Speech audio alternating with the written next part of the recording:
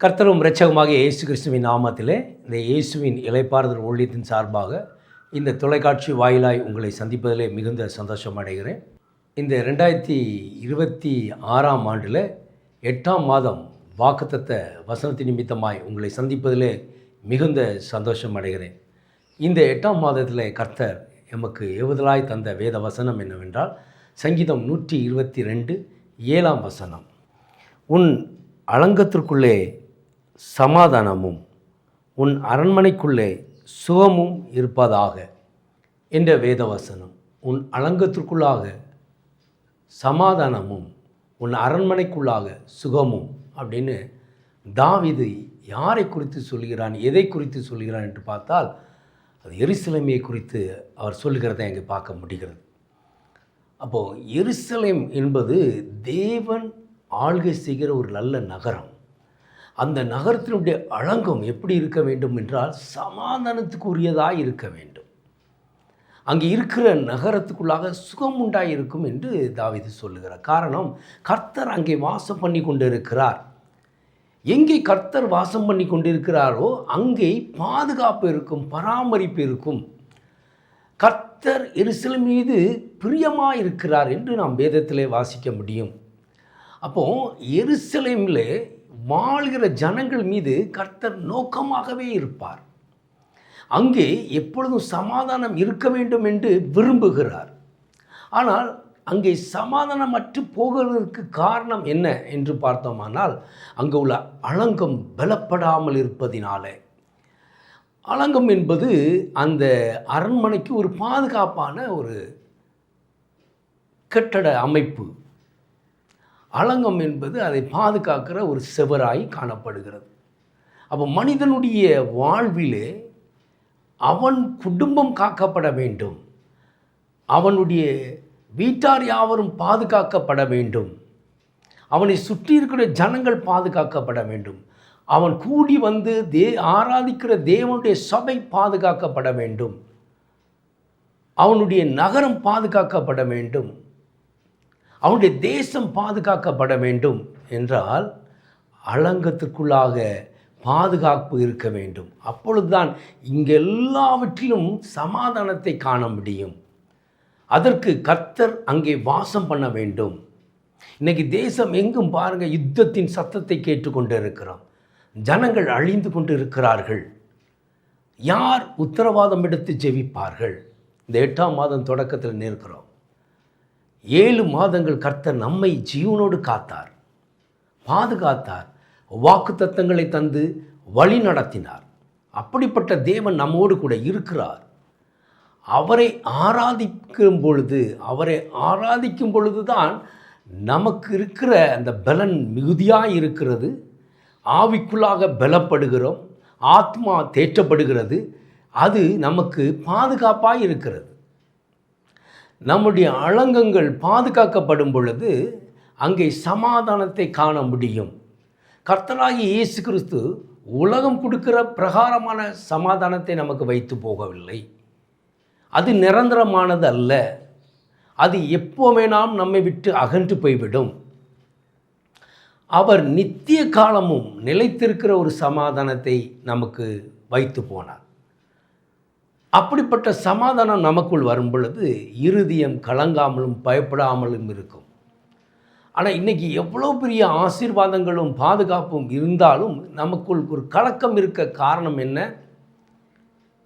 எவ்வளோ பெரிய பாதுகாப்பு இருந்தாலும் என்ன இனி நமக்கு சம்பவிக்கும், தேசத்தில் இனி என்ன நடக்கப் போகிறது, நம்முடைய சபைக்குள் என்ன நடக்கப் போகிறது, நம் வாழ்க்கையில் என்ன நடக்கப் போகிறது, ஒவ்வொரு மாதமும் நம்ம அதை எதிர்பார்க்குறோம். நம்முடைய மேன்மைகளுக்காக, வாழ்க்கையினுடைய குறைவுகள் நிறைவாவதற்காக பிரயாசப்பட்டு கொண்டு இருக்கிறோம்.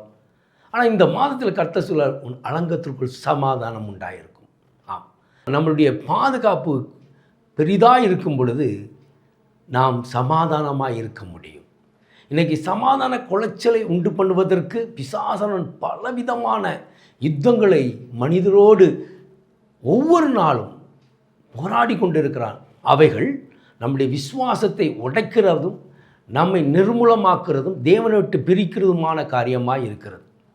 அப்போ நாம் தேவனை அண்டிக் கொண்டிருப்பதே நமக்கு சமாதானத்தை உண்டு பண்ணும். தேவன் நமக்குள் வாசம் பண்ணுவது தான் நமக்கு பாதுகாப்பாக இருக்கும். அலங்கமாகிய பாதுகாப்பான அந்த கட்டட அமைப்புக்குள்ளாக பாதுகாப்பு இருந்தால் தான் உள்ளே வாசம் பண்ணுகிற ஒவ்வொருவரும் சமாதானத்தோடு இருப்பார். அப்போ நாம் வீட்டுக்குள் வாசம் பண்ணி கொண்டு இருக்கிறோம். வீட்டுக்குள்ளாக வரும் பொழுதே நமக்கு ஒரு நல்ல இளைப்பாறுதலின் ஒரு ஸ்தலமாக தான் அந்த வீடு காணப்பட வேண்டும். இன்றைக்கி அனைவருடைய வீட்டுக்குள் வரும் பொழுதே ஒரு சமாதானமற்ற நிலை. இனி என்ன நடக்குமோங்கிற பயமும் திகழும். காரணம் என்ன? பிசாசானவன் நம்மை வஞ்சித்து கொண்டு இருக்கிறான். பலவிதமான வார்த்தைகளை நாம் இருதயத்திலே போட்டு, பலவிதமான சூழ்நிலைகளை நம்ம அகப்படுத்தி, அதிலிருந்து மீட்பார் யாரும் இல்லை என்று நம்மிடத்தில் இடைப்பட்டு நம்மை வேதனைக்குள்ளாகவே மாற்றிக்கொண்டு இருக்கிறான். அதனால தான் நாம் தேவனுடைய அன்பை அறியாமல் போய்விடுகிறோம். தேவன் நமக்கு செய்த நன்மைகளை புரியாமலே வாழ்ந்து கொண்டு இருக்கிறோம். அப்போது தேவன் ஒரு வீட்டுக்குள் நம்மை வீட்டை கட்டி இல்லை வீட்டிலே வாழ்வதற்கு ஒரு வழிகளை உண்டு பண்ணி கொடுத்திருக்கிறார் என்றால் அது நமக்கு ஒரு மிகுந்த சமாதானத்தையும் சந்தோஷத்தையும் கொண்டு வருகிற ஒரு இடம்தான் அது. ஆனால் அந்த வீட்டுக்குள் வரும் பொழுதே நமக்கு அநேக பிரச்சனைகள் தான் வருகிறது என்றால் நாம் தேவனை விட்டு தூரமாக இருக்கிறோம். பிரச்சனைகளுக்கு மாத்திரம் முக்கியத்துவம் கொடுத்து கொண்டு இருக்கிறோம். அதனால தான் நம் அலங்கம் சமாதானம் அற்று போய் கொண்டிருக்கிறது. காரணம், பிசாசானவன் உட்புகுந்து கொண்டு இருக்கிறான். அரண்மனையாகிய நம் சரீரமானதை வேதனையின் நிமித்தமாய், பாடுகள் நிமித்தமாய், வியாதிகள் நிமித்தமாய், பலவிதமான பாரத்தின் நிமித்தமாய், மன அழுத்தங்களை தந்து இன்றைக்கி சுகமற்ற ஒரு வாழ்க்கையை நாம் வாழ்ந்து கொண்டிருக்கிறோம். தேவனை அண்டி கொண்டிருக்க வேண்டும். அவருடைய பாதுகாப்புக்குள்ளாக நாம் வந்துவிட்டோமானால் அந்த பாதுகாப்பு நமக்கு சமாதானத்தை கொண்டு வரும். அங்கே இருதயம் பயப்படாமல் இருக்கும். எந்த வேதனை குறித்தும் கலங்காமல் இருப்போம். தேவன் நம்முடைய சரீரத்தை ஒரு அரண்மனையாய் பார்க்கிறார். அவர் ஆள்கை செய்கிற ஆலயமாய் அவர் பார்க்கிறார். நாம் அநேக நேரம் பிசாசுக்கு இடம் கொடுத்து நாம் சரீரத்தை கெடுத்து கொண்டே இருக்கிறோம். அவனுடைய சிந்தைக்கு இடம் கொடுக்கறதுனால தான் நம்முடைய சரீரத்தில் வியாதிகள், பலவீனங்கள், பாடுகள், நிந்தைகள், அவமானங்களை நாம் சந்தித்து கொண்டு இருக்கிறோம். நாம் அவைகளை தூரப்படுத்த வேண்டுமானால் நம் அலங்கங்கள் பலப்பட வேண்டும். வீட்டுக்குள் துதியும் ஜெபமும் இருந்தால் நம் வீட்டை சுற்றிலும் கர்த்தர் வேலி அடைத்து வைத்திருப்பார். அப்பொழுது நம் வீட்டுக்குள் சமாதானத்தை காண முடியும். அந்த சமாதானம் தான் நிரந்தர சமாதானமாக இருக்கும். கர்த்தருக்குள் மகிழ்ந்திருப்பதே நமக்கு பலனாக இருக்கிறது. எப்பொழுதும் அவருக்குள் மகிழ்ச்சியாக இருக்க வேண்டும். எந்த சூழ்நிலை வந்தாலும் சரி. அப்படி நாம் அலங்கத்தை பலப்படுத்தி விட்டோமானால், ஜெபத்தினாலும் வேண்டுதலினாலும் கர்த்தரை ஆராதித்து கொண்டிருந்தோமானால் அங்கே பிசாசானவன் உட்புகுந்து தீங்கு செய்ய முடியாது. ஆனால் அவைகளை நாம் விட்டு விடுகிறோம். ஓசனா பாடிக்கொண்டு குர்த்துளை நாயராக நாம் இன்னைக்கு ஆலயங்களிலே நாம் அதை கொண்டாடி கொண்டு வருகிறோம். அந்த நாளிலே, அந்த ஓசனா நாளிலே இயேசு கிறிஸ்து கழுதின் மீது பவானி சென்று எல்லாரும் சுற்றி பார்த்து கடைசியாக எருசலேம் நகரத்துக்குள்ளாக நெருங்கும் பொழுது எருசலேமை பார்த்து கண்ணீர் விட்டார். காரணம், கர்த்தருடைய மகிமை இன்னும் அறியாமல் இருக்கிற இந்த நகரமே, கண்களுக்கு தேவன் செய்ய போகிற எல்லா மகிமையும் மறைக்கப்பட்டு இருக்கிறதே, இனி என்ன சம்பவிக்கும் என்று எருசலேமை பார்த்து இயேசு கண்ணீர் விட்டார். காரணம் என்ன தெரியுமா? கர்த்தரை அறியாமல் போனதுனால, அவருடைய மகிமை மறைக்கப்பட்டதுனால இனி என்ன சம்பவிக்கும்? இவைகள் எல்லாம் ஒரு கல் இல்லாமல், ஒன்றோடு ஒன்று கல் இல்லாமல் இடிந்து விழும். 3 நாளுக்குள்ளாக மீண்டும் அவை கட்டப்படும் என்று சொல்லுகிறதை பார்க்குறோம். அதாவது இந்த நகரமே கண்ணீருக்குள்ளாக, சோதனைக்குள்ளாக, பாடுகளுக்குள்ளாக தள்ளப்படும் காலம் வந்துவிட்டது. இந்த நாட்கள் உலகமெங்கும் எண்ணி பார்க்கிற நாட்களாக, அவர் தன்னுடைய துயரமானதல்ல, இந்த உலகத்தின் மீது அவர் வைத்திருக்கிற அன்பின் நிமித்தமாய் அவர் துயரப்பட போகிற ஒரு சூழ்நிலையை எல்லாருக்காகவும் ரட்சிப்பு வருவதற்கு தன்னையே வழியாக கொடுக்க போகிற அந்த நாளை எண்ணி அவர் அங்கே அந்த காரியத்தை விளக்கி சொல்லுகிறதை நாம் பார்க்கிறோம். இன்னைக்கு எருசலேமை மீட்கும்படியாக, எருசலேமை சமாதானம் உண்டாகும்படியாக, அங்கு இருக்கிற அரண்மனைகளிலே சுகம் உண்டாகும்படியாக தான் பிசாசை வெல்வதற்காக, அவனுடைய தந்திரங்களை எல்லாம் நிர்மூலமாக்கப்படுவதற்காக, நம்மை பாதுகாப்பதற்காக அவருடைய இரத்தம் சிந்தப்பட்டது. இயேசு கிறிஸ்து இரத்தம் தான் சகல பாவங்களிலிருந்து நம்மை மீட்டுக் கொண்டிருக்கிறது. அந்த இரத்தம் தான் நம் அலங்கத்தை பாதுகாக்கிறது, வேலியடைத்து. இன்னைக்கு அவர் தந்த தேற்றவாளனாகிய பரிசுத்தாவியானவர் தான் அரண்மனையாகிய நம்முடைய சரீரத்துக்குள்ளாக ஆளுகை செய்து கொண்டிருக்கிறது. எதை செய்ய வேண்டும், எதை செய்யக்கூடாது, இயேசு வழிகாட்டின அந்த வழியில் நடக்கும் பொழுது, பிசாசானவன் நம்மை இடற செய்யும் பொழுதெல்லாம் அந்த ஆவியானவர் தான் நமக்குள் இருந்து இதை செய்யாத, இதை செய் என்று கற்றுக் கொடுத்து கொண்டு அவருடைய ஜீவ வார்த்தை, இயேசு கிறிஸ்து பேசின அந்த ஜீவ வார்த்தையை நமக்குள்ளாக அதை ஊண்டு செயல்படும்படி, தெளிவுண்டாகும்படி, செய்கிற காரியத்திலே இடராதபடி தேவனுடைய சித்தத்தை சோர்வின்றி விசுவாசத்தோடு செயல்படுத்தும்படியாய் அவர் நமக்குள் இருந்து வழி நடத்தி கொண்டிருக்கிறார். அவர் நல்ல ஆவியாக இருக்கிறபடினாலே அவர் நம்மை செவ்வையான வழியில் நடத்தி கொண்டிருக்கிறார். அவருக்கு நாம் இடம் கொடுக்க வேண்டும். அவரின்றி நாம் ஒன்றும் செய்ய முடியாது. அதற்காகவே அவரை நமக்கு தந்தொள்ளினார். அப்போ பிதாவானவர் இயேசு கிறிஸ்துவை நமக்கு தந்ததுக்கு காரணம், நம்மை இவ்வளவாய் நேசிக்கிறேன் என்று வெளிப்படுத்தும்படியாய் தன்னுடைய ஒரே குமாரனாகிய இயேசு கிறிஸ்துவை நமக்கு தந்தார்.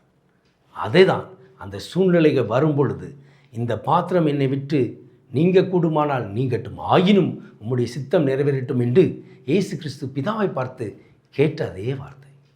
அந்த துயரமான ஒரு சூழ்நிலை, அது எதற்காக? இவ்வளவாய் அன்பு கூர்ந்தார். அந்த அன்பினுடைய வெளிப்பாடு தான் அந்த சிலுவையின் மரணம்.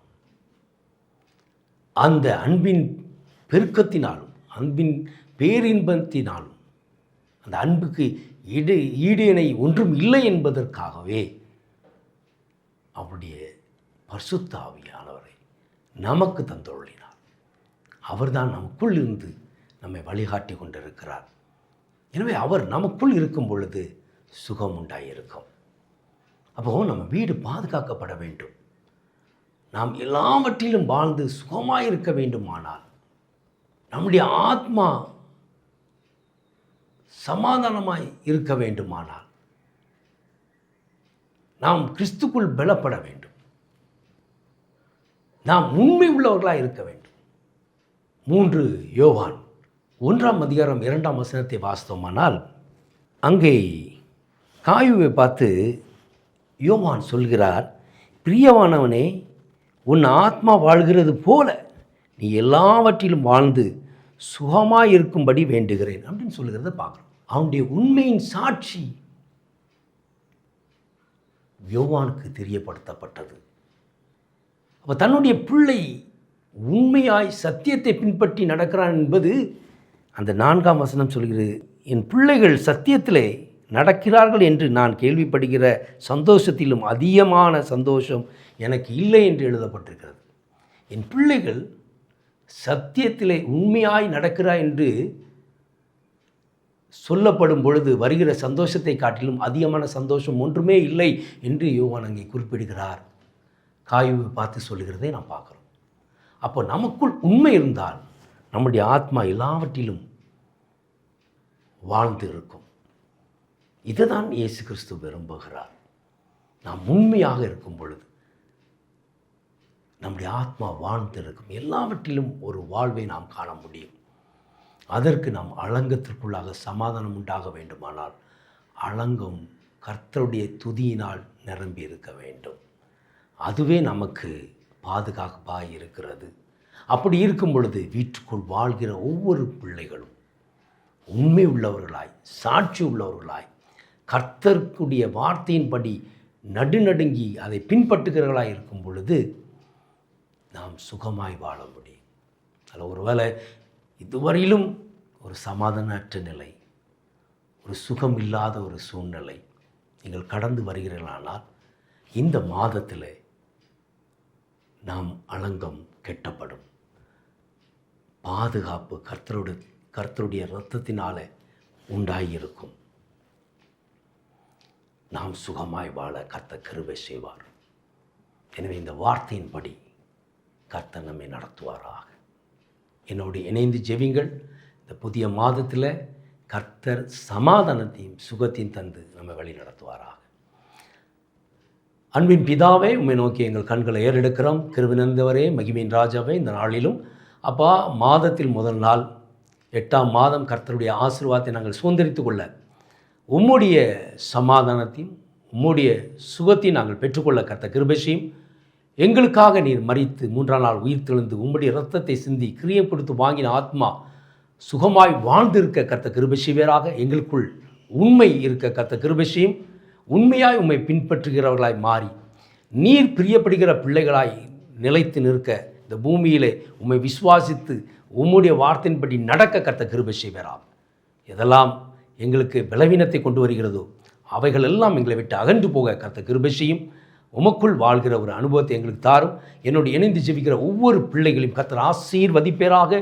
இந்த மாதத்தில் கர்த்தர் நிறைவான பலனை பெற்று சாட்சியாய் நிற்க கிருபை செய்யும். அதற்கு எங்களுக்குள் உண்மையை நிலை நிற்க கிருபை பாராட்டும்படியாக நான் ஜெபிக்கிறேன். உமக்குள்ளாக நாங்கள் வாழ்கிற இந்த நாட்களிலே உண்மை உத்தமமாய் உண்மை பின்பற்றுகிற ஒரு அனுபவத்தை எங்களுக்கு தந்து அப்பா உம்முடைய ஆசீர்வாதத்தை சுதந்திரித்துக் கொள்ள கர்த்தர் கிருபை பாராட்டுவீராக.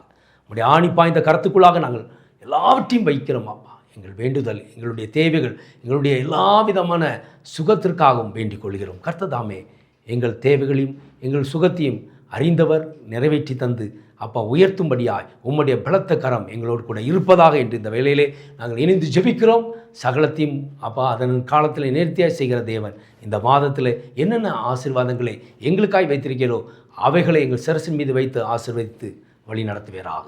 இயேசு கிறிஸ்துவின் இனிய நாமத்தில் ஜெபிக்கிறோம் ஜீவனுள்ள நல்ல பிதாவே. ஆமென், ஆமென்.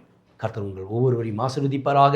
இந்த மாதத்தின் வாக்குத்தத்தத்தின்படியாக உங்கள் அலங்கத்துக்குள் சமாதானமும் ஒரு அரண்மனைக்குள் சுகமும் உண்டாயிருப்பதாக. ஆமென். God bless you. கர்த்தர் உங்களை ஆசீர்வதிப்பாராக. ஜெபித்துக் கொள்வதற்கு தொலைபேசி எண்கள் மேலே கொடுக்கப்பட்டிருக்கிறது. தொடர்பு கொள்ளலாம். உங்கள் விண்ணப்பங்களை தெரிவிக்கலாம், ஜெபித்துக் கொள்ளலாம். சாட்சிகளை பகிர்ந்து கொள்ளுங்கள். அநேகர் சாட்சிகளை பகிர்ந்து வருகிறீர்கள். அதில் நிலைத்திருக்கும்படி கர்த்தர் கிருபை பாராட்டுவாராக. ஆமென்.